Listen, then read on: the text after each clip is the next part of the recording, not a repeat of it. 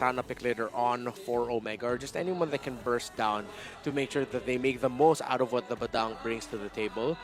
Jawhead might actually also be a possibility for Omega later on, so hopefully they hold on to the Badang flex up until the second phase of the draft and they don't show it yet. For TNC Pro Team, they can get Eve. Oh, okay. Yaoi gets his Cho. All right. Does Yaoi this gets the mean Cho.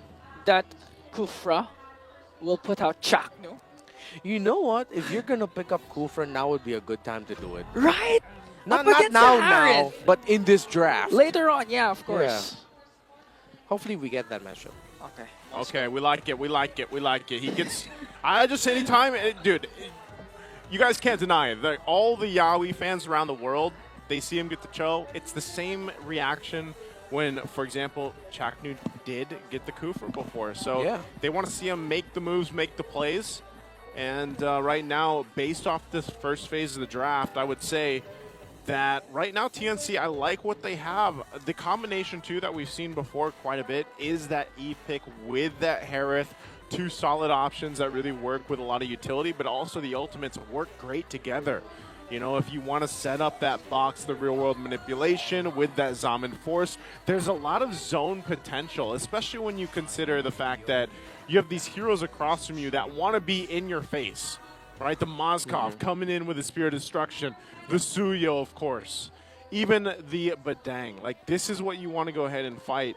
And if you can actually lock someone down with a kick with that Way of the Dragon and take someone out right away, that's a huge advantage for TNC already. Yeah. And we've seen it a lot multiple times yesterday. I believe Sho was picked up as a roamer multiple times, and Omega takes out a lot of junglers, Joy and Alpha. The problem means Omega's actually thinking about a Farsa in their mid lane. That's usually one of the reasons why you would ban out the Joy. Because if you're the Vexana, you're okay with letting the Joy through. TNC Pro Team let go of the glue. There might be a Farsa fourth pick, and then we're just gonna see finally the Roam EXP get shown in the fifth. Hopefully that's what they're thinking. Okay. Next pick, Farsa. That's what This is they were common. thinking. Yeah. Literally the common, the Farsa into the Eve. Now your last two picks for TNC. We still need a jungle. What do you think Zyda's going to go for? Hoping they pick Lucas, but not for Zyda. Yeah. Or for Lord JM. I would like the Lucas for Lord Jim, and maybe a Still Nolan or Hayabusa. But they might actually be thinking about the Nolan more, considering the rotational speed matches the Suyo better. Okay. So Because Nolan of the Lucas. effect, yeah, Nolan. Nolan Lucas. Or Lucas jungle. Why do you think it doesn't work out why didn't it work out so well yesterday? What was the record yesterday for Lucas? No, Yeah. Nolan. Lucas. I don't know. There's just something about Lucas right now. I think teams haven't completely learned how to make the most out of it. Yeah. So instead of going for the Lucas, they go for the Hilda. So this is the disruptive, fast-rotating Lord JM. TNC Pro Team might be thinking to just... They're not reading the EXP matchup so well. Okay. So they want the Hilda to be very active in the map, to go to the jungle a little bit more. So you're actually rotating more as 4 with the Hilda leaving the EXP lane. And I think they banked on that idea that they're going to be going up against a Badang in the EXP, then the Badang is not going roam. Yeah. Not going Rome. That was that Tig last pick there. So good responses. And I feel like that Tig was kind of warranted because you want to be able to go ahead and help with setting things up just in case, because if you do happen to get caught in that fight with the real world manipulation and you have a response to the implosion, we've seen this happen time and time again, you could use that in a couple different ways, whether that's to peel, whether that's just to be a counter response from TNC or to TNC's lineup, then that's fine. But also, again, you have good burst damage, and that's what I like for Smart Omega, because I want to see them have a better early game, one where they take control, at least in the early game, because look at this. The potential here right now, the early to mid-game potential, that was a 4.4. I mean, it looked like it was more red than blue. Yeah. The numbers were swapped a little bit, but I want to see this early game potential with the Suyo and a Farce in the hands of Smart Omega. Yep. We'll see if they pull it off. We're jumping to the game at 2 once again in the Land of Dawn. TNC, will they get a sweep against the Barangay Smart Omega? Yeah, if Omega wants to get that early snowball that Naisu is looking for, they have to make sure that they don't have a repeat of their first engage against Team Falcons Philippines in game number 1 last week, wherein they overly committed because they knew they could get the snowball and they just missed the execution. Oh, early game post, you could already feel it. And just like that, you already force out Ukir's flicker early on. That early on with the flicker is going to be tough because I was, again, he could just wait till he's level 4, and if you're far, so you got wings by wings, that's kind of safety and net enough. But ultimately, with how this is going to go, like I said, for Jome, he's got his signature Moskov. I want to say it's signature because that's where we saw some of his best performances last season. And I hope that he can pop off, but this is Kozin on the Harith, and the Harith has been phenomenal already, even back before we started MPL. I mean, even last week we saw quite of a good thing for the side of Omega, wherein there was a good outplay coming in from Jome, where he used up the Spear of Destruction up against 2 members of Team Falcons. If he continues to pull off outplays like that, I'm not going to wonder why this could go to a game 3. Well, Yawi goes in, just checks things out. And even with this, they do have Zyda at level 4. It's going to be spotted out. Little check with the Queller there. The Turtle will be up here shortly. So once they kind of get things situated, again, you're playing around once you have level 4s available, once you have that timer available to you. If Omega, what we're looking for is snowball from them, they might find the start of it. Oh, good use of the Sacred Hammer plus the Evil Queller plus the Surge to make sure that Yawi has to use the flicker, so no flicker available for the roamer of TNC for this first turtle fight. You can see this, right? Okir just nearly level 4, so he'll have it. Both gold laners doing their thing.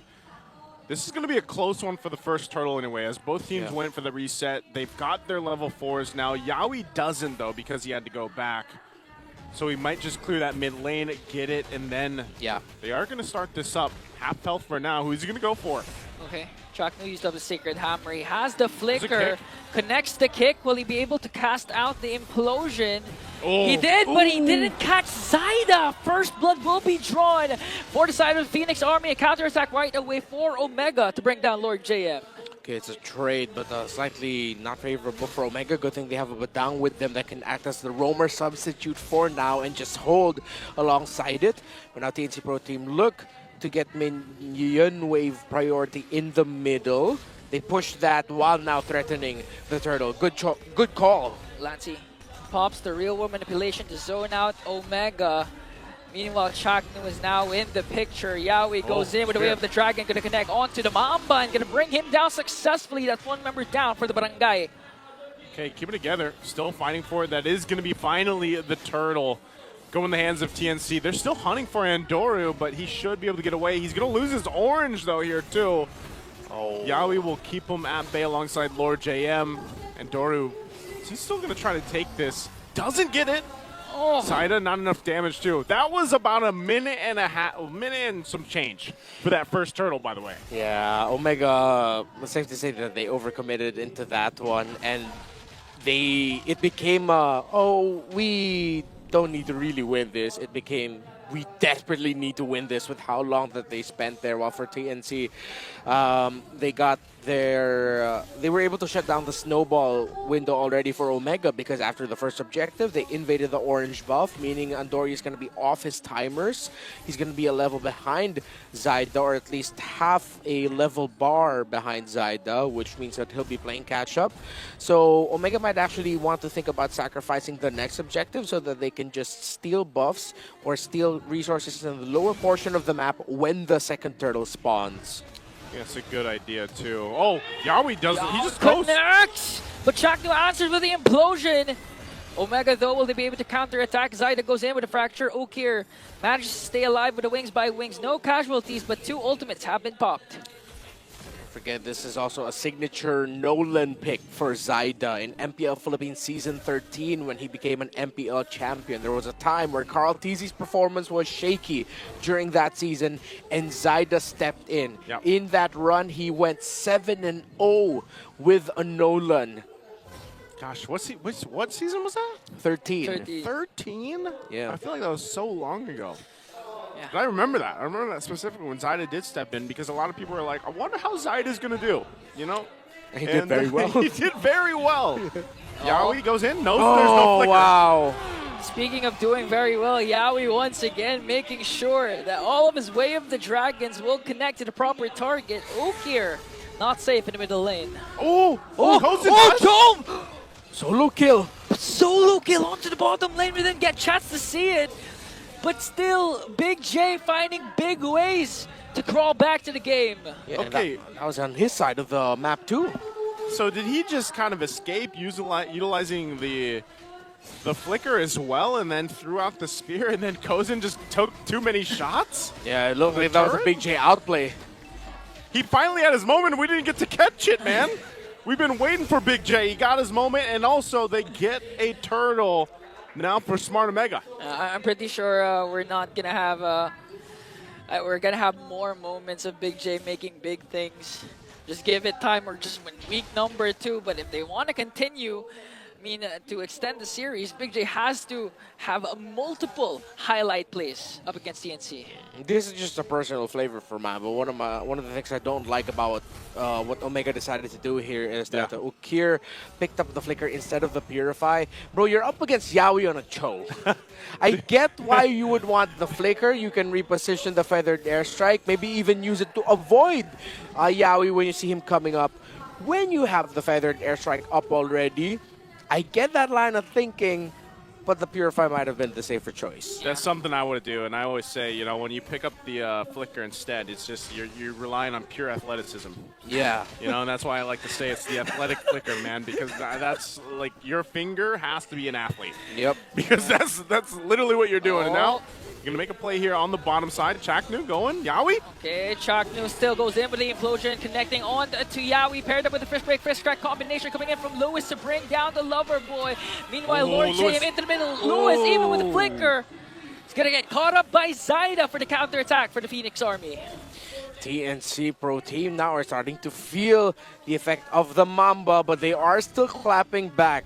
How many more trades until Omega finally gets the definitive winning one? Oh, early cast of the feathered airstrike. Glancy answers right back with real world manipulation. They're trying to make a sandwich play up top against Omega. Kozin still here in the picture. Salmon Force goes in. Jome. Fortunately for Kozin, this highlight play was caught in camera. It was under the turret too with your teammates there. That must not feel good for Big J as TNC Pro Team will continue their momentum. Lancy on point with a real world manipulation there, and TNC are feeling it. They're feeling it right now, and they're feeling that pressure mounting up from a rising Phoenix.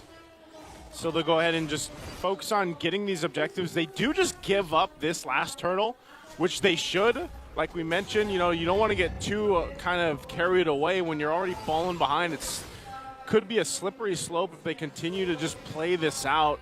Right now, there hasn't been really an answer to deal with Yaoi starting some of these fights and some of the choices that Smart Omega is making to respond to this. Because even looking at the itemization, you know, it's getting pretty scary for the Nolan specifically. He's 2,000, nearly 2,000 gold ahead of Andoru. Looking at game number 1 and now game number 2, honestly, Omega has been, to a certain point, playing it safe. But the problem is, it looks like if you're gonna play safe, play passive up against TNC, for sure they're gonna continue to find ways to infiltrate the front line. Yaoi has been phenomenal with the Way of the Dragon flicker combinations all throughout. Double Dreadnought armor actually for the front line of TNC Pro Team, Yaoi and Lord JM. It's helping reduce the physical damage of the Suyo. That's why, even though the Suyo should be hurting a lot, it's been reduced a considerable amount that it might take a while until Ondoria's damage is going to be absolutely frightening for TNC Pro Team. Already on the way to the Sad Sword. I actually forgot the real name for it. Longsword? No, the Blade of Despair. The Oh my BOD. goodness! BOD? I hear BOD. Sad Sword so much now that I I forgot was the like, name of the Sad BOD. Sword? I was Yeah. like, trying to evolve this The synonyms Blade for of sad. Despair. So yeah, already on the way to the third item, and considerable gold gap. 2,000 is the lead of Zyda against Andoryu. I've never heard Because that of Leo, before. he calls it Sad Sword a lot. Why?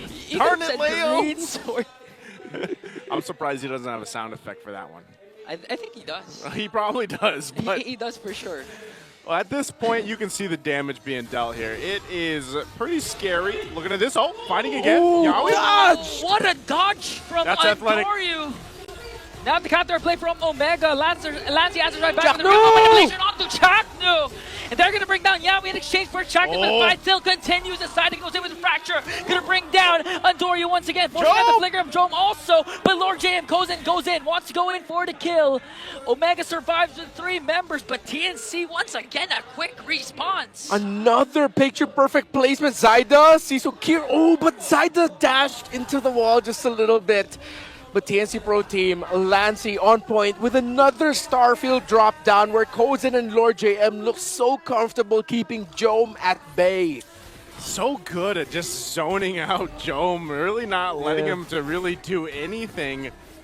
Whether he's playing the Granger, whether he's on the Moskov, it just seems like he's not really able to be activated other than that 1v1 fight he had earlier on with Kozin. So this is, again, a swing in favor of TNC even further now that they've gotten themselves the Lord. Chaknu, though. They're going to commit the implosion onto Lord JM, but the damage, will it be enough though as Yaoi goes in, plus flicker in. Ukir cast his feathered airstrike to zone out the members of TNC. Now it's 1 attempt wasted for the side of Omega. Lord JM was just too tanky, and TNC's quick response, quick counterattack was just too much to handle for the Barangay. I guess you might as well just go for that. You know the shields are still up in the mid lane, so maybe you don't need the implosion. I don't think it's going to be a backup for this, so they just try to hold on to what they can. Lord's going to be cleared out, but look at Yaoi. Does put the threat there, even using the conceal. The shields will go down on the top. They're still here on the mid, though, so it's actually held in. They keep it together. Oh, luckily, TNC didn't try to go and force out an initiation because they still have to wait for the implosion. But as I was saying that, Yaoi goes in, but Lewis catches him off guard with a first break, first crack combination. But Lancey will be able to take down Chaknu. No more implosion once again for Omega. It's going to be a 4-on-4. Both roamers are down. Jome also able to knock back Yaoi in time. I believe it was the knockback from the Moskov that messed up his initial entry there. Yaoi could have gotten a really good kick, but that was now fast reactions and fast fingers coming from the side of Omega. Now, one of the things that we have to watch out now for is the next timer of items for Ukir. He already is up to a Blood Wings. However, it might take up until either the Divine Glaive or the Holy Crystal, where TNC is going to start having to be more careful. When the Farsa has built up both, that's when the comeback scenario is online and active for Omega. But he's not going to be going for the Holy Crystal. I believe he wants to build the Genius Wand next, and then we'll see if he'll decide between the Crystal or the Divine Glaive. Either of those 2 items, once it's locked in, it's going to be go time for Omega to just completely turn it around. I mean, aside from the items that Ukir has, again, since he did go for the athletic flicker, yeah, he's going to have a hard time trying to execute those feathered airstrike because for sure Yaoi and Lord JM sets their eyes every single time at Ukir whenever initiation is about to happen. I mean, regardless, too, when you really look at it and the fact that you're down 8,000 gold and, even in terms of damage, I mean, look how far away the gap is between your main damage dealers for both teams. You need so much time for Smart Omega to actually get to that point where they're able to go ahead and have those maybe winning fights, because even so, I feel like some of the times with the implosions from Chaknu, a lot of times he's going to catch Lord JM because Lord JM is going to be that front guy on this Hilda.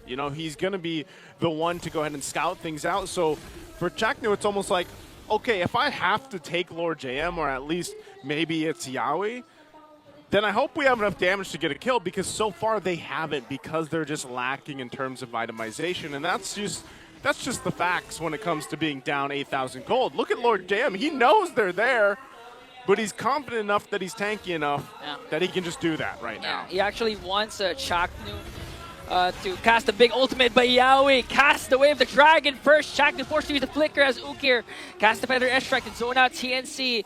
Andori just trying to provide vision for Omega. Will they be able to take away the Lord? Jome just working on the top lane, trying to create the split push action for the Barangay. No more fracture here, just used up by Zyda, but look at the zone by Lord JM! Oh, they might be able to burst down Andoryu right away as Andoryu has to walk away. Here comes Chaknu.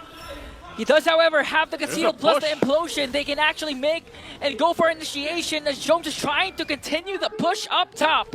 Okay, that's about as good as it could get for Smart Omega. Yeah. Get that turret down, good push from Jome. Yeah, TNC Pro Team now will be able to march in with the Lord, and Ukir, I believe, does not have his 4th main item yet. He just built up the Genius Wand.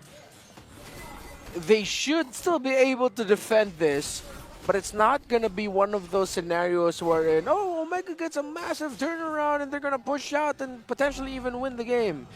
If they want to get that, that means TNC Pro Team messed up their engagement and positioning and didn't respect the ultimate of Chaknu, that implosion. At this point, and a big implosion paired up with a great timing from Luis and Ukir is what will turn this game around for Omega. And you saw that too, Lord JM just picking up the winner's crown. They want to go ahead and just fully get into the base, at least take all the turrets down if they can here. Yaoi will go ahead and put threat up there. They manage the waves for that long push in. Oh, and Doryu's so low.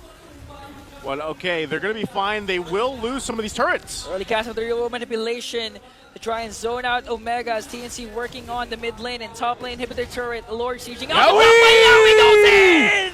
Yaoi of the Dragon over the Barangay to clear out 2. Yaoi, however, will fall down, but Kozen says, I'll use the Zap and force to try and go for the crystal. But Jome answers right back with a Spear of Destruction, but still the Lord is there, and the Phoenix Army will continue to rise.